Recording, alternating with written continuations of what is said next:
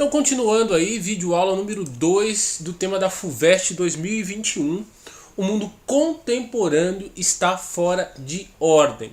Então, nós já vimos no vídeo anterior que quem acabou aceitando a indução ao erro de que o mundo deve ser entendido como um aspecto singular, ou seja, unilateralmente, como uma única realidade, já perdeu a oportunidade de mostrar um senso crítico aí e agradar o pessoal da banca, que espera que o aluno tenha um senso crítico da realidade.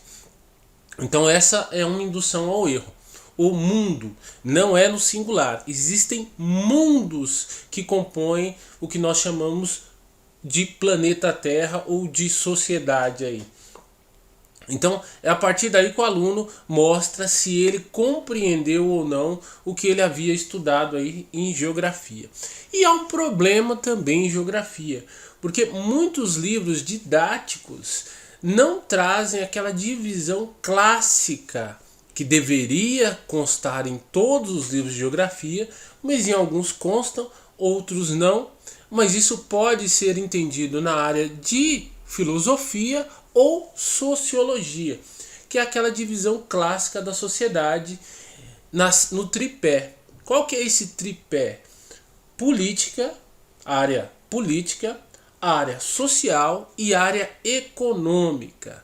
Então, se você ainda não viu esse tripé, você corre o sério risco de zerar, sair do tema da redação ou receber uma nota muito inferior à esperada. Então você tem que entender aí, é um tripé, área política, área social e área econômica. Nem sempre nos livros de geografia vem especificando. Então essa é uma primeira etapa que você tem. O que seria a área política? É a área de responsabilidade não única e exclusiva, mas da maior responsabilidade do Estado. Então a política é a área pela qual as leis são formuladas e estabelecidas ali na sociedade para regulamentar a relação entre os indivíduos. Então esse conjunto de leis nós chamamos de Constituição. Então a Constituição é a obra máxima da área da política. Então toda vez que nós falamos de política, falamos de Constituição, falamos de direitos, falamos de garantias, falamos de tudo o que regula a relação entre as pessoas e os grupos sociais. E falando em grupos sociais, o segundo ponto desse tripé é justamente a área social, que é a convivência coletiva, o que nós chamamos propriamente dito de sociedade. Então esse convívio ele é regulado pela política, pelas leis, pela Constituição. Então o nosso convívio é pautado pela área política.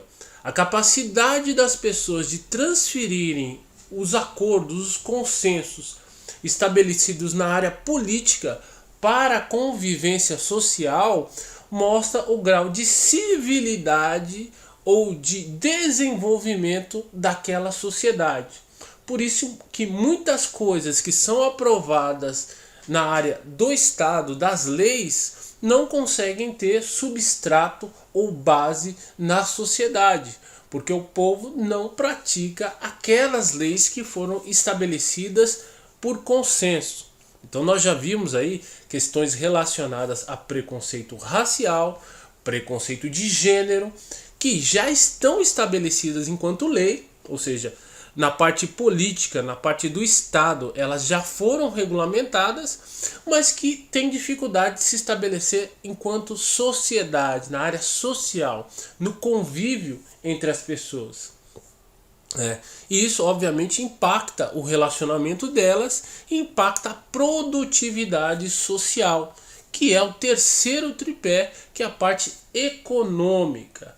Então a parte econômica diz o quanto nós, enquanto coletividade, conseguimos nos dar bem a ponto de produzir bens materiais, bens de consumo. Então isso aí, você tem que estar com isso bem claro na sua mente. O que é a área política, o que é a área social, o que é a área econômica, como elas se interligam para produzir o que nós chamamos de sociedade. Sem você ter isso, você vai se perder aí na redação. E o ponto chave aí, ainda continuando no mundo singular, que é a parte econômica. Parte econômica, né, quando nós falamos de capitalismo, e as pessoas tendem a falar de capitalismo como se ele fosse restrito à área econômica. Também um baita de um erro de concepção. O capitalismo nunca foi, mas ele sempre é representado nos livros didáticos dessa forma, um sistema puramente econômico. Ele não é. Se você olhar na área de filosofia, você vai ver que o capitalismo não é puramente econômico. Se você olhar nos livros de história, também eles vão apontar que não é puramente econômico. Mas nos livros de geografia, eles têm uma tendência a colocar o capitalismo como uma questão puramente econômica. Não são todos, mas para facilitar o entendimento dos alunos, eles acabam colocando essa vertente. Mas se você leu outros tipos de livro, que não apenas os livros didáticos, mas uma apostila de um cursinho minimamente crítico, você vai ver que o capitalismo ele tem peso desproporcional em todas as três áreas. O capitalismo ele é político sim, ele interfere drasticamente na área política. As corporações fazem lobbies, ou seja, elas se organizam para influenciar na elaboração de leis que as favoreçam.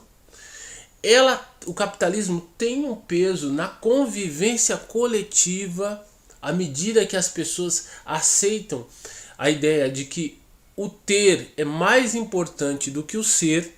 Então as pessoas pautam seus relacionamentos pelo ter. E ter o quê? Bens de consumo. Então o capitalismo tem um peso drástico na área social. E na área econômica nós não precisamos nem relacionar, porque o capitalismo ele domina em absoluto a parte econômica. Não há alternativa hoje viável a não ser o sistema capitalista. Então na parte econômica o capitalismo tende a ser hegemônico e ele tende a influenciar na singularidade dessa visão, na unilateralidade. Ou seja, para o capitalismo só existe um mundo, o mundo da produção.